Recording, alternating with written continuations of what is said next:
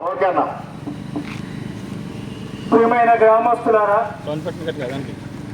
సర్వలోక రక్షకుడైన యేసుక్రీస్తు నామమున మీ అందరికీ మా హృదయపూర్వకమైన శుభములు తెలియజేస్తూ ఉన్నాం. ఈ మధ్యాహ్న సమయంలో ప్రజలందరికీ కలగబోవు ఒక సంతోషకరమైన సువర్తమానంతో మీ ముందుకు వచ్చి ఉన్నాం. అదేమంటే, దేవుడు లోకమును ఎంతో ప్రేమించెను.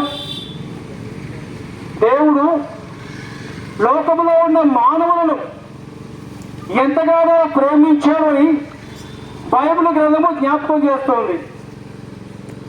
ఎందుకు ప్రేమించాడు అంటే, లోకములో ఉన్న మానవులు దారి తప్పి సృష్టికర్తల ప్రతిగా సృష్టమును పూజిస్తూ దేవునికి దూరస్తులై నిత్య నరకములకు పాత్రులకు చూడగా, నరక పాత్రులైన మానవుని ఆ ప్రేమ స్వరూపైన దేవుడు ప్రేమిస్తూ ఉన్నాడు. నీ స్వయిష్టానుసారమైన మార్గంలో నువ్వు జీవిస్తూ ఉన్నావు. దేవుడిని ఎరుగక, దేవుని యొక్క ప్రేమను గుర్తించగా, దేవుడు నీ కొరకే చేసిన కార్యములను గుర్తించగా, నీ స్వయిష్టానుసారమైన మార్గంలో అనగా నీ యొక్క సొంత ఇష్టాన్ని నెరవేర్చుకుంటూ నీకు ఇష్టమైనట్లుగా పాపము చేస్తూ ఆ పాపములోనే సంతోషం ఉండదని నిన్ను మోసపుచ్చుకుంటూ ఉండగా, నీ యొక్క దుస్థితిని ఎరిగిన దేవుడు, నీ యొక్క దౌర్భాగ్యకరమైన స్థితిని ఎరిగిన దేవుడు నిన్ను ప్రేమించి మనుషుడిగా లోకములకు వచ్చి కలవరి శిలువలో నీ కొరకే వేలాడి తన రక్తము కాచి ప్రాణమునిచ్చినాడు. యేసుక్రీస్తు నీ కొరకు మరణించడం ద్వారా తన ప్రేమను వెల్లడి చేస్తున్నాడు. నీ కొరకు శిలువ రక్తము కార్చడం ద్వారా ఆయన నిన్ను ప్రేమిస్తున్నానని చెప్పకనే చెప్పాడు.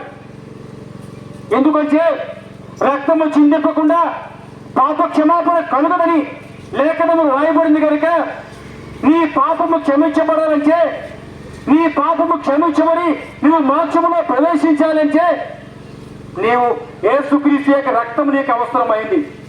బైబిల్ చెప్తుంది, కోడలేకయు మేకలేకయు ఎడ్ల యొక్క రక్తము పాపములను తీసివేట అసాధ్యము. కానీ నిష్కల్మషుడు, నిర్దోషి, పాపమోచరక ప్రత్యేకముగా ఉన్నవాడు యేసుక్రీస్తు. ఆయన నీ కొరకై చిందిన రక్తమే నీ పాపమును కడిగేదిగా ఉంది. యేసుక్రీస్తు కలవరి శిలువలో చిందిన ఆ రక్తము ద్వారా మాత్రమే నీకు పాప క్షమాపణ కలుగుతుంది. మరి ఏ విధము చేతను మనుషునికి పాప క్షమాపణ లేదు, యేసుక్రీస్తు ద్వారా తప్ప. అందుకే ఆయన చెప్పినాడు, నేనే మార్గము సత్యమును జీవమునై ఉన్నాను, నా ద్వారా తప్ప ఎవడును తండ్రి యొద్దకు చేరలేడు. ప్రియమైన సహోదరుడా, సహోదరి, నీవు పాపమైన మొదలుగా నువ్వు గుర్తించు.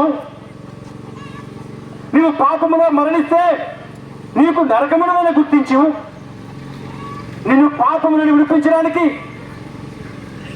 పాప క్షమాపణ నీకు ఇచ్చి పరలోకంలో ప్రవేశింప చేయడానికి ఒకే ఒక మార్గంలో యేసుక్రీస్తు. ఆయన్ని ప్రేమించినాడు, నీ కొరకు మనుషుడిగా లోకానికి వచ్చాడు, నీ కొరకు రక్తము కాల్చాడు, ప్రాణం ఇచ్చాడు, తిరిగి లేచాడు. నువ్వు ఆయన విశ్వసించినట్లయితే, యేసుక్రీస్తును నీ సొంత రక్షకుడిగా స్వీకరించినట్లయితే నీ పాపమును క్షమిస్తాడు, నిన్ను శుద్ధి చేస్తాడు, ఆ యొక్క పరలోక రాజ్యమునకు నిన్ను వారసులుగా చేస్తాడు. త్వరవైకు నిర్లక్ష్యము చేయకు. ఈ క్షణమే ఉన్న పోటు యేసుక్రీస్తు అంగీకరించు. ఆయనచే ఆనందము, ఆయనచే సంతోషం హృదయపూర్వకంగా అనుభవిస్తావు.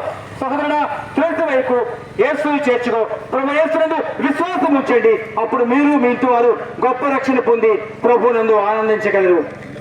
దేవుడు కొద్ది వాక్యాన్ని దీవించిన గాక.